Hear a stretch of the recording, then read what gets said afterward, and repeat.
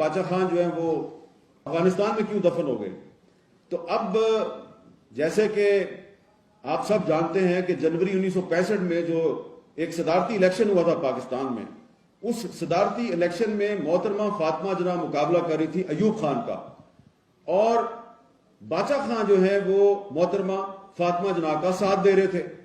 اب مجھے آپ خود بتائیں کہ قائد اعظم کی بہن ایک فوجی ڈکٹیٹر کے خلاف الیکشن لڑ رہی ہے اور باچا خان جو ہے وہ قائد اعظم کی بہن کا ساتھ دے رہا ہے, تو قائد اعظم کی بہن کا ساتھ دینے والا غدار ہے یا وہ غدار ہے جس نے قائد اعظم کی بہن کے خلاف دھاندلی کی اور دھاندلی سے اس کو ہروا دیا؟ فیصلہ آپ کر لیں, میں کچھ نہیں کہتا. اور وہ جب الیکشن ختم ہوا اس کے بعد دوبارہ باچا خان گرفتار ہو گئے. تو ٹوٹل جو عرصہ ہے 47 سے لے کے 88 تک 1988 تک جب تک وہ زندہ رہے 18 سال انہوں نے جیل میں گزارے. اور اس قید کے بعد جب وہ بیمار ہوئے تو علاج کے لیے ان کو انگلینڈ بھجوایا گیا. وہاں پر افغان حکومت نے ان سے رابطہ قائم کیا, ان سے کہا کہ آپ پاکستان میں رہتے ہیں تو آپ کو جیل میں ڈال دیتے ہیں, تو اب آپ ٹھیک ہو کے تو افغانستان آ جائیں, ہم آپ کا وہاں پہ آرام سے خیال رکھیں گے.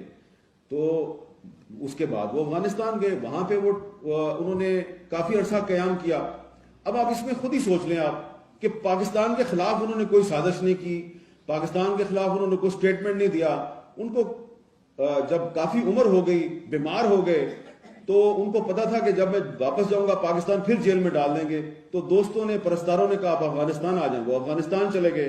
اب افغانستان میں اگر وہ دفن ہو گئے ہیں تو آپ اس کو بہت سے معنی پہنا سکتے ہیں, آپ اپنی اپنی مرضی کی. یوٹیوب پر گوگلی ٹی وی دیکھنے کے لیے youtube.com کی سرچ بار میں گوگلی ٹی وی ٹائپ کریں. گوگلی ٹی وی کے پیج پر سرخ رنگ کے سبسکرپشن والے بٹن پر کلک کرنا نہ بھولیے. یوٹیوب پر اپلوڈ ہونے والی ویڈیو سے باخبر رہنے کے لیے بیل آئیکن پر کلک کیجیے. آپ کو ہر نئی آنے والی ویڈیو کے بارے میں نوٹیفیکیشن موصول ہو جائے گا.